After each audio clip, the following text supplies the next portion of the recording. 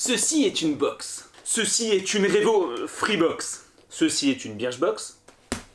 Ce sont des gants de boxe. Et ceci est la Mi Cool KM8, une box Android TV qu'on va découvrir où? Qu'on va découvrir sur Tech Live.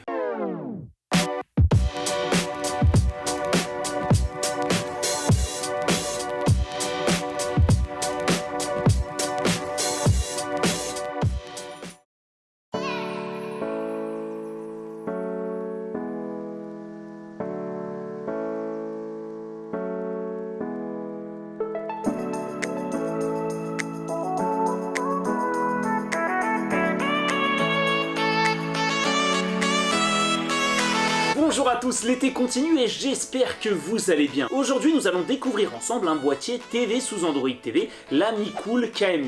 Mais avant toute chose, qu'est-ce qu'un boîtier TV? Eh bien son rôle est de vous donner la possibilité de visualiser du contenu directement sur votre téléviseur, comme des vidéos, du texte, des images. Et avec internet et l'évolution des box, eh bien ces boîtiers vont se connecter au web et rendre votre téléviseur intelligent et vous permettre de profiter d'applications, de vidéos en streaming, de plein de trucs de fou, de malade et de Tech Live aussi. De mon côté, puisque je n'avais jamais eu l'occasion de tester l'interface Android TV, j'ai décidé d'acquérir la box Mi Cool KM8 au travers d'un partenariat avec Gearbest dont on va découvrir tout d'abord le design. Let's go!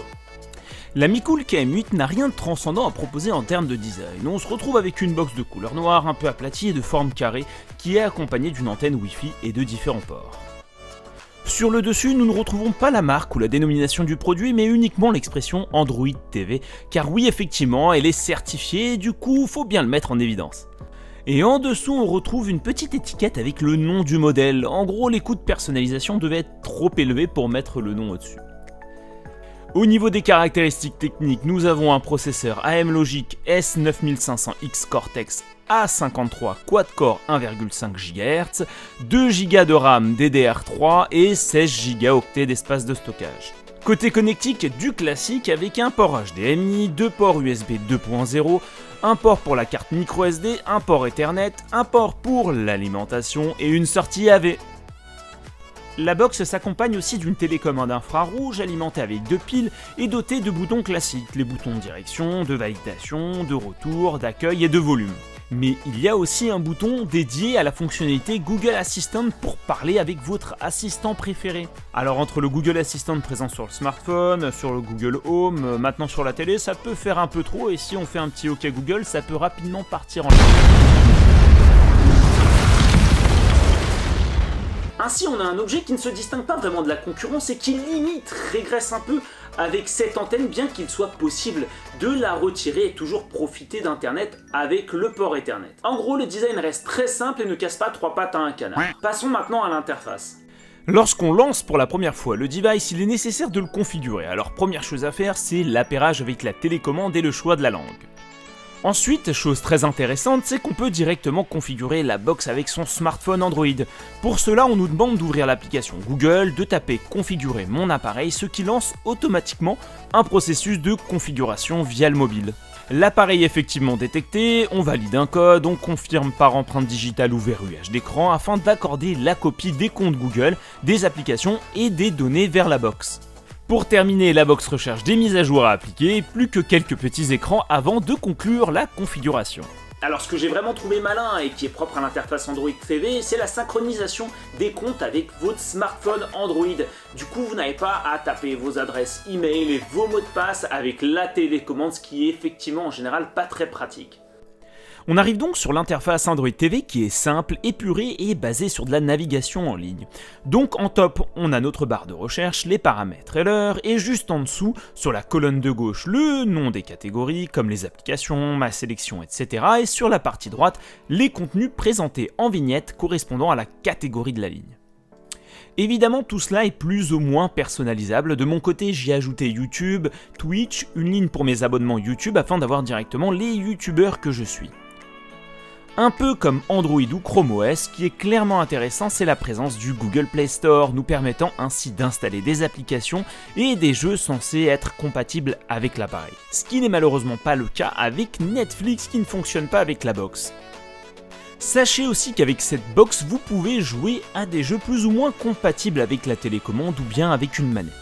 Concernant les jeux testés, alors j'ai tout d'abord testé Asphalt 8 Airborne, donc qui est un jeu de voiture assez connu. Il faut savoir que lorsque vous lancez pour la première fois ce jeu, il télécharge en fait des paquets de données sur le web. Ce sont en fait tout simplement les différentes données, les différents contenus exhaustifs qui vont vous permettre de jouer en fait à la version complète du jeu. Et sachez malheureusement qu'en Ethernet ça ne fonctionne pas. Effectivement, le jeu a dû être pensé uniquement pour un usage mobile et donc avec une connexion Wi-Fi. Et du coup en fait on reste à 0%. Quand on arrive sur l'interface, malheureusement, ce qu'on remarque en premier, c'est quelques ralentissements et j'ai l'impression que c'est lié à des téléchargements de données encore sur le net, ce qui fait que lorsque vous passez d'une sélection à une autre, on sent quand même quelques freins. Par contre, in-game, effectivement, le jeu est jouable, mais on retrouve quelques pertes de FPS au moment où il y a beaucoup de choses à afficher. Mais ça reste vraiment très correct. Pour pousser un peu la box, j'ai décidé de tester Real Racing 3 et grosse surprise, tout fonctionne de manière fluide, que ce soit dans les interfaces de sélection ou bien in-game, où effectivement, même si les graphismes ne sont pas next-gen, tout est parfaitement jouable et pensé aussi pour la manette, même si de temps en temps on ressent de la petite perte de FPS. Et pour ce jeu, les données ont bien été téléchargées, même en Ethernet. Ensuite, j'ai testé Orbia, donc un jeu casual qui se joue en one touch, donc avec la télécommande, où l'objectif est de passer de point en point tout en évitant des obstacles. Et très concrètement, ça marche parfaitement. C'est fluide, graphiquement, c'est joli, et on prend du plaisir à y jouer. Pour terminer, j'ai aussi testé Crossy Road, où l'objectif est de faire traverser des routes, des rivières, des rails de chemin de fer à une poule. Le jeu tourne très bien, sauf qu'il est nécessaire d'avoir une manette, donc assez dommage quand on a juste besoin des touches directionnelles de la télécommande. Autrement, le jeu reste tout de même très fun. Pour les autres fonctionnalités, la box supporte bien la 4K et en 60 fps. J'ai mis un trailer Samsung sur ma micro SD et ça tourne parfaitement bien, sans aucun ralentissement, à part que je n'ai pas de téléviseur 4K et que du coup, pas trop d'intérêt pour moi. Mais ça marche nickel. Le Chromecast intégré fonctionne également très bien, comme si vous aviez un vrai Chromecast. Vous pouvez donc caster les contenus de votre téléphone sur le téléviseur sans souci. Par contre, lorsque je caste l'écran de mon Chromebook, alors là, il y a de très gros ralentissements et des couleurs qui sont mal retransmises. Disons plutôt que ça ne fonctionne pas avec le Chromebook. Côté Google Assistant, eh bien la box fait moyennement bien son travail.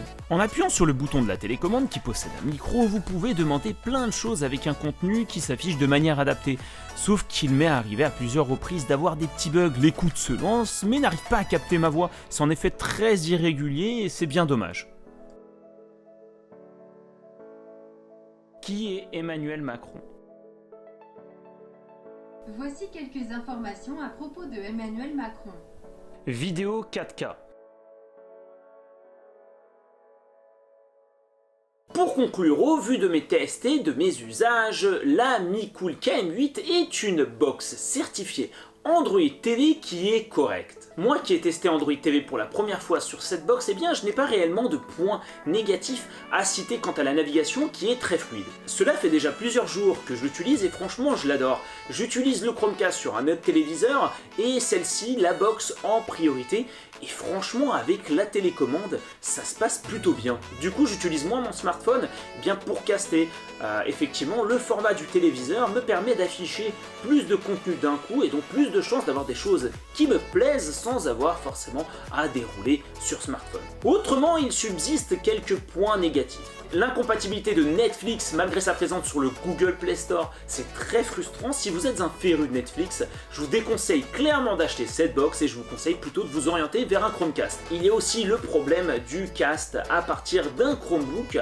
Alors moi c'est très personnel parce que je suis utilisateur de Chromebook et j'aime bien streamer de temps en temps mon écran et là clairement c'est pas jouable, la fonctionnalité n'est pas opérationnelle. Pour un prix d'environ 50 € et un peu moins avec le code réduction que vous pouvez trouver en description de cette vidéo, eh bien vous avez une box sous Android TV qui est correcte et abordable. Pour ceux qui ont apprécié cette vidéo, eh bien n'hésitez pas à liker, à la partager. Pour ceux qui ne sont pas encore abonnés, vous savez quoi faire et je vous dis à la prochaine. Ciao, bye bye.